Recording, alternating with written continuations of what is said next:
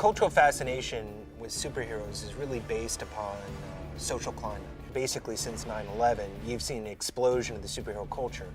It's wish fulfillment in the sense of social justice. In other words, superheroes can fix everything. They can do everything.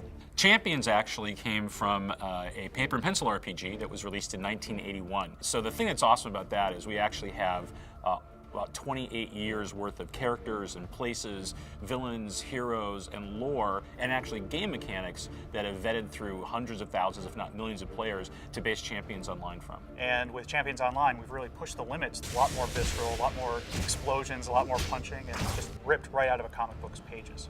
For people that have played the pen and paper game, I think they're going to see some core similarities between that and Champions Online. They're going to recognize certain characters, even though we've really updated them for the new millennium. They're going to recognize places. They're going to recognize lore. We've been very true to that.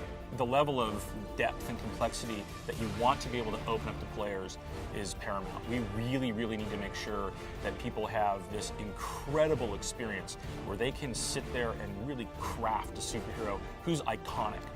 We know that people want to be able to fly into the middle of Millennium City with their hero and have other players look up and go, oh wow, that guy looks incredible, there he is, I can't believe it.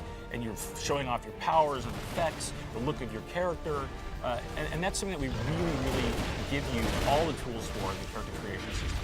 That's one of the elements that was really difficult to try and translate in, and we really kind of decided, it's like, well, we could have our powers designers focus on the cool elements that most people can recognize as okay, this is typical superhero powers that people want to play. Let's build those ahead of time so people don't have to waste like tons of time doing it. Doesn't mean that there isn't customization in a lot of our powers in the game. We have people on the development team that care a lot about the storyline, that care a lot about how we convey things like emotions in the story across the players. We actually have a comic writer who's on staff, John Layman, who is actually out there in the real world making comics all the time. For me, the bad guys are always more fun to write than the good guys. I mean, that's sort of a given. They're just, they're more interesting. They bring more drama. We decided that we were going to show a range of environments. Millennium City, which is this fantastic city of the future.